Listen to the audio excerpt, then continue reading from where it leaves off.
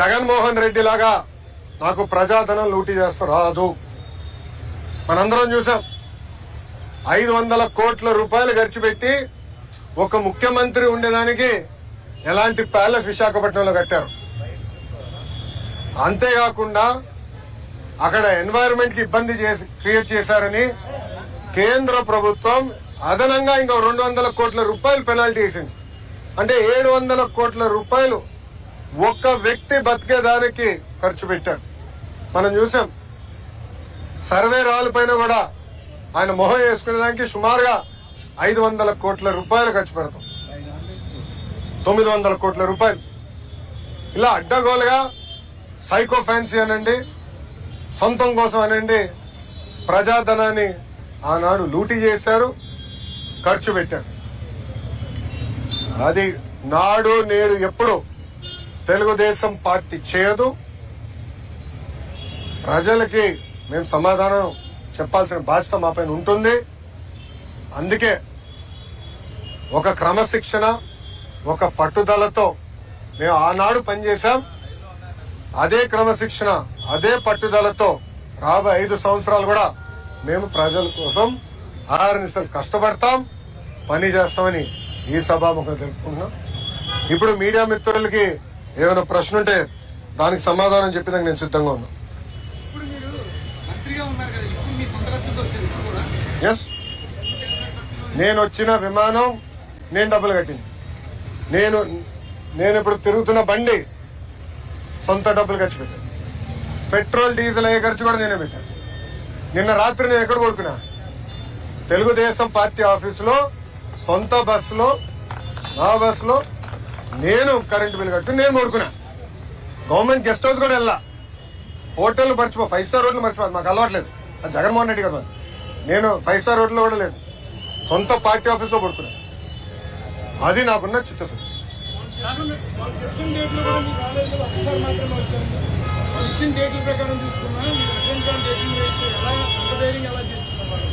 అది మీరు వాళ్ళని అడగాలి. వచ్చుంటే మా సాక్షి మిత్రుడు రాలా ఈరోజు. కానీ మైక్ లేదా? ఎక్కడున్నాడు? నమస్కారం స్వామి, మైక్ ఏది? లేదబ్బా, ఉన్నాడు. అందుకే బ్లూ మీడియా, రంగు కూడా బ్లూ. సో మన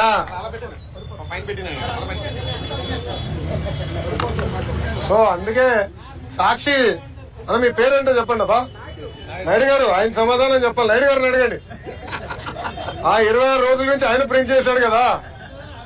ఆ 26 రోజుల్లో ఒకే ఒక రోజు నేను విశాఖపట్నంలో ఉన్నా. సార్ చెప్పండి సార్. నాయుడు గారు అడగండి, నో ప్రాబ్లం. ఒక్క నిమిషం అమ్మా, నో ప్రాబ్లం. Good question. ఇంతముడు భయపడుతున్నావా? ఏం లేదు కదా. నేను రెడ్ బుక్ గురించి ఏం చెప్పానమ్మా పబ్లిక్ మీటింగ్ లో? ఏ అధికారులైతే చట్టాన్ని ఉల్లంఘించి ప్రజల్ని, కార్యకర్తలు ఇబ్బంది పెట్టారో వాళ్ళు వదిలిపెట్టనన్నా. అంటే మీకు ఫండ్ చేసిన అధినేత పార్టీలో రాసలీలలు జరుగుతున్నాయి. నిన్న మొన్న అన్ని బయటకు వచ్చినాయి. అధికారులు కూడా ఇన్వాల్వ్ అయి ఉన్నారని పాపం మేడం గారు వచ్చి చెప్పారు. అవన్నీ ఎంక్వైరీ చేయాలి కదా. చట్టాలను ఉల్లంఘిస్తే ఎంక్వైరీ చేస్తా. అది నా రెడ్ బుక్ లో ఉంది. ఎందుకు భయపడుతున్నారు అందరూ? నాది రాజారెడ్డి రాజ్యాంగం కాదు స్వామి. నన్ను ఆపేదానికి మీ ఇన్వెస్టర్ జగన్మోహన్ రెడ్డి గారు ఆనాడు జియో 1 తీసుకొచ్చాడు.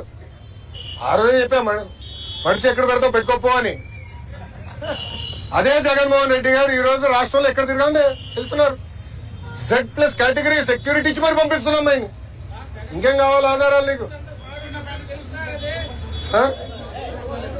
సార్ ఋషికొండ ప్యాలెస్ లోపల ఏముందో ఇంకా నేను చూడాల్సిన అవసరం ఉంది. అంత డబ్బులు ఎట్లా ఖర్చు అయిందో నాకు అర్థం అవట్లా. అంటే ఒక టబ్బు 30 లక్షలు అంటున్నారు. ఇట్లా అనేక వార్తలు వచ్చినాయి. నేను ఫోటోలు చూశాను, వీడియోలు, అంటే మీరే వెళ్ళి వీడియోలు తీశారు. అక్కడ ఛాంబర్ ఉన్నట్టుంది ముఖ్యమంత్రి గారు. అదే దాదాపు ఒక 2 నుంచి 3 వేల స్క్వేర్ ఫీట్ ఉంటుంది అనుకుంటా ఒక్క రూమ్.